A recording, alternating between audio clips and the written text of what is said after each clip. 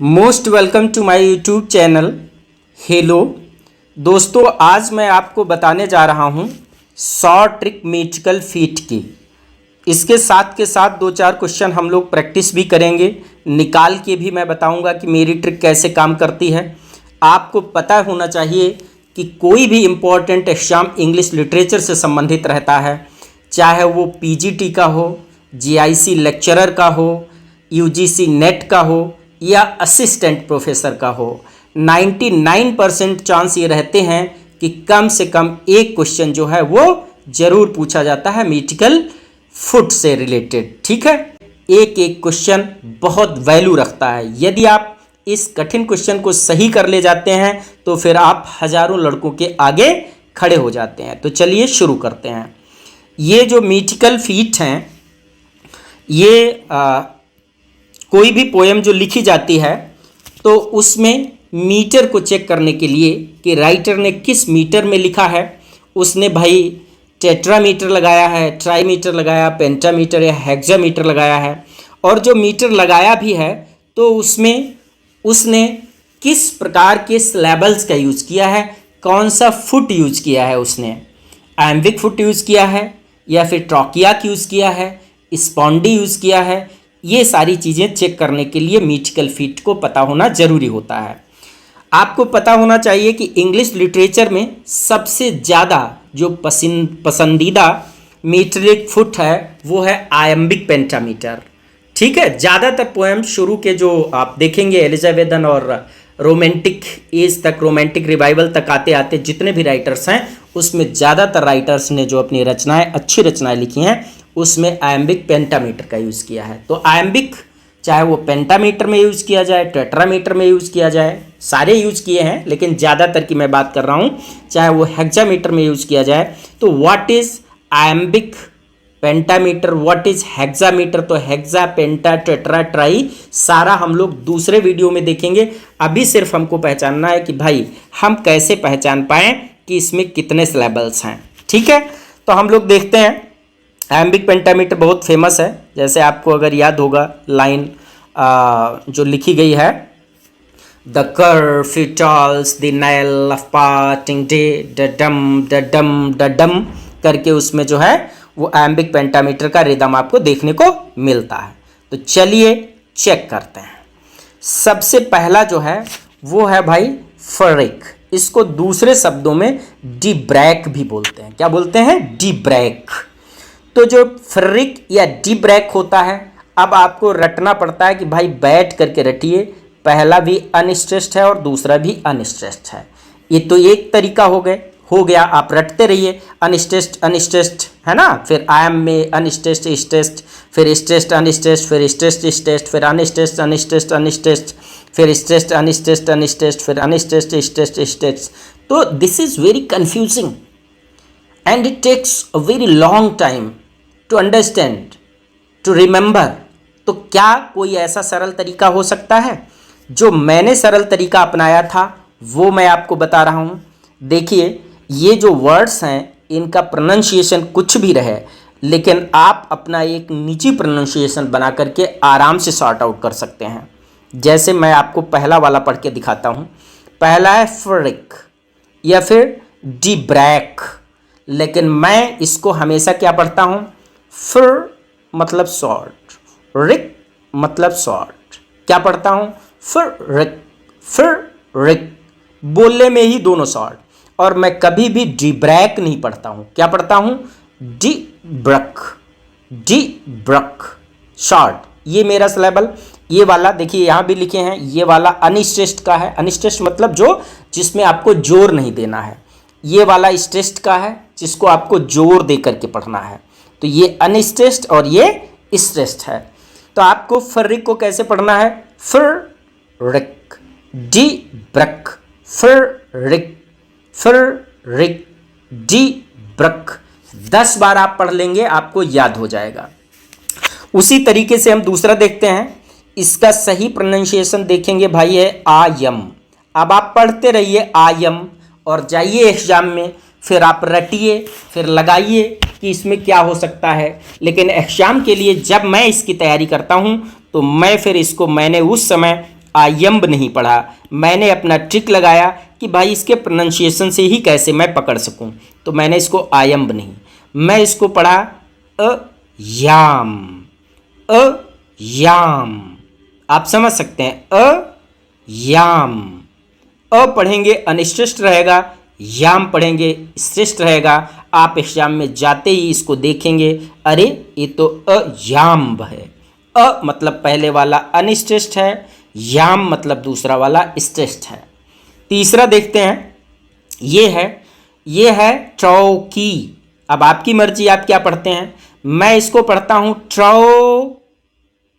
क्या पढ़ता हूं, इसको मैंने निशान गलत लगा दिया, पढ़ता हूं की, की। आप भी इसको ऐसे रट सकते हैं भाई, की। ऐसे यदि आप रट लेते हैं तो बड़ी आसानी से वहां पर आप फिर इसको पकड़ पाएंगे। नेक्स्ट देखते हैं, यह है स्पॉन्डी। इसका प्रोनाउंसिएशन भी वही है, पढ़ना भी आपको सेम है। कैसे पढ़ेंगे, लंबा पढ़ेंगे, spawn D, spawn D, spawn D. 10 से 20 बार आप इसको पढ़ लीजिए। अगला देखते हैं, 4 हो गए ये जो 4 हैं ये डाइस लेबल्स हैं, इसमें 2-2 करके एक फुट बनता है, ठीक है, और इसको ज़्यादा भी नहीं बताऊंगा।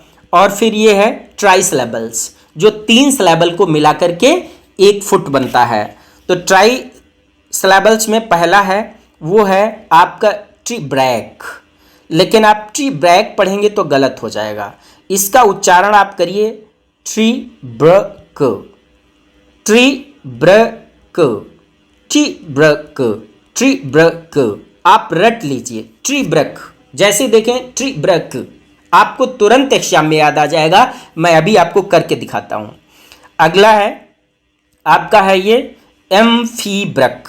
वैसे तो एम्फीब्रैक पढ़ेंगे, एम्फीब्रैक, लेकिन इसका प्रोनाउंसिएशन आपको अगर याद रखना है तो आप ऐसे पढ़िए, जैसे कि मैंने इसको लिख भी रखा है। यहाँ पर क्या लिख रखा है मैंने, ब्रक, ब्रक। बड़ी आसानी से ये आपको याद हो जाएगा, ब्रक, ब्रक, ब्रक। अगला है अनपीस्ट। इसमें पहला वाला अनिश्चित होता है, फिर एक अनिश्चित, मतलब 2 अनिश्चित होते हैं और फिर एक स्ट्रेस्ट होता है। तो आपको कैसे पढ़ना है, अनपीस्ट, अनपीस्ट। ऐसे यदि आप ये 8 शुरू के रट लेते हैं तो मुझे लगता है कि आपका क्वेश्चन गलत नहीं होगा। तो ये है मेरा शॉर्ट ट्रिक। अभी मैं इसको अप्लाई करके दिखाता हूँ। इसके बाद भी हैं, ये हैं और भी हैं, वो सारे आपको याद रखने की ज़रूरत नहीं है। क्वेश्चन आपका मोस्टली यहीं से बनता है। मैंने अभी तक शायद अपने आप से तो नहीं देखा मोलुसस वगैरह कभी पूछा गया हो या एंटीबैक्टीरिया वगैरह कभी पूछा गया हो। यदि आप याद करना चाहते हैं तो इनका भी आप ट्रिक बना सकते हैं। जैसे इसका बक, इसको पढ़ सकते हैं बकचीओस, बकचीओस। फिलहाल मैंने तो रट रखा था। इसको आप पढ़ सकते हैं आम्फीब्रेशर, आम्फीब्रेशर। इसको आप लिख सकते हैं एंटी ब्रैक, एंटी बैक्टीरियस, एंटी बैक्टीरियस। इसको आप पढ़ सकते हैं मौलौसौस, मौलौसौस। ऐसे करके इसको भी रट सकते हैं, लेकिन आपका काम सिर्फ 8 से चल जाएगा। इस पर रिलेटेड इंपॉर्टेंट क्वेश्चंस देख लेते हैं एक बार। कुछ मैंने यहाँ पर रखे हैं आपके लिए। फर्स्ट क्वेश्चन है, और मैं आपको एक तरीका बताता हूँ, आपको इस क्वेश्चन को पहले पढ़ने की कोई ज़रूरत नहीं। सबसे पहले आप इसको पढ़िए। आपने क्या रटा था भाई, आयम को, आयम नहीं पढ़ा था। हमने क्या पढ़ा था इसको भाई, अयाम। इसको हमने क्या पढ़ा था, पहले क्या पढ़ा था, की। इसको क्या पढ़ा था, अनपीस्ट। इसको क्या पढ़ा था, फुर्रिक। यदि आपने ये रट रखा है तो आपका आंसर तैयार है। अब क्वेश्चन देखते हैं, in which kind of foot there is stressed syllable followed by. एक स्ट्रेस्ड सिलेबल हो फॉलोड बाई, उसको फॉलो कौन कर रहा हो, अनस्ट्रेस्ड। तो भाई देखिए अनस्ट्रेस्ड फॉलो कर रहा हो। तो एक स्ट्रेस लेवल को अनस्ट्रेस्ड फॉलो कर रहा हो, ये वाला कहाँ पर आपको दिख रहा है, ये वाला, ये है ट्रॉकी। आपका आंसर सही। अगला देखते हैं। फिर क्वेश्चन पढ़ने की जरूरत नहीं, सबसे पहले हम क्या करेंगे, हमने इसको क्या रटा है, हमने इसको रटा याम, इसको हमने क्या रटा है, स्पाउन डी, इसको क्या रटा है, ट्रॉकी, इसको क्या रटा है, डैक्टिल।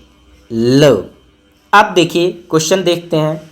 लिखा है in which kind of foot there is an unstressed लेवल, एक अनस्ट्रेस्ड होता है, फॉलोड बाई ए स्ट्रेस्ड, उसके बाद में उसको कौन एक स्ट्रेस्ड जो है वो फॉलो करता है।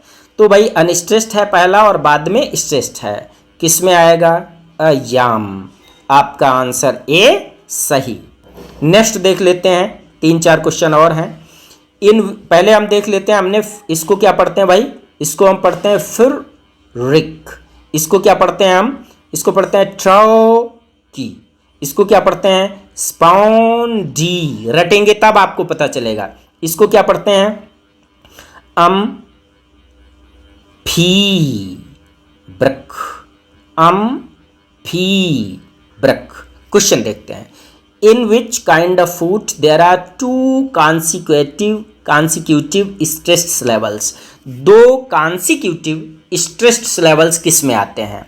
तो अब 2 इसमें है तो 2, लेकिन दोनों अनस्ट्रेस्ड हैं। इसमें 2 है तो एक स्ट्रेस्ड है और एक अनस्ट्रेस्ड है, तो ये भी गलत है। ये वाला जो है भाई, इसमें दोनों जो हैं कैसे हैं, स्ट्रेस्ड हैं, तो आपका आंसर सी सही है। इन विच, चलो पहले इसको कर लेते हैं। ये क्या है, अनपीस्ड, ये क्या है, डैक्टिल, यदि हमने रट रखा है तो। ये क्या है, फीब्रक, ये क्या है, ट्रॉकी, ट्रॉकी। मैं पढ़ने से ही निकाल लेता हूं, ठीक है। अब क्या करेंगे, in which kind of foot there are 2 unstressed लेवल्स, 2 अनस्ट्रेस्ड होने चाहिए भाई, कितने, 2 unstressed, followed by a stressed, जिसको एक फॉलो कर रहा हो स्ट्रेस वाला, ये वाला सही है। कहाँ आपको दिखाई दे रहा भाई, ये वाला, इट मीन्स दिस इज अनपीस्ड, ये क्या है, अनपीस्ड। अगला देखते हैं, पहले इसको हम निकाल लेते हैं। ये लिखा है डैक्टिल, ये क्या है, अनपीस्ड, ये क्या है।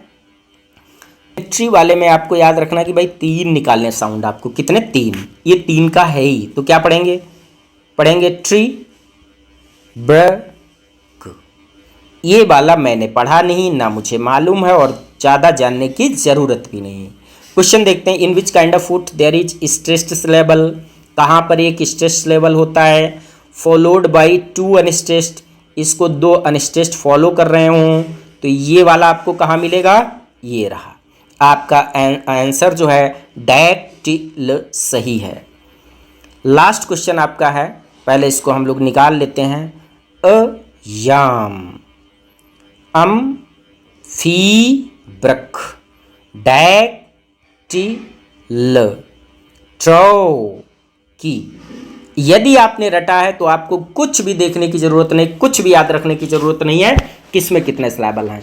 तो अब देखते हैं question. In which kind of food the pattern is unstressed, पहले भाई अनस्ट्रेस्ड हो, फिर क्या हो, स्ट्रेस्ड हो, फिर अनस्ट्रेस्ड हो।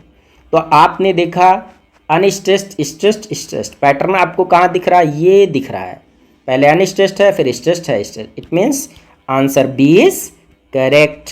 This was short trick of mine through which I always eliminate which kind of food has been used, which kind of food has been asked in the question. Thank you very much.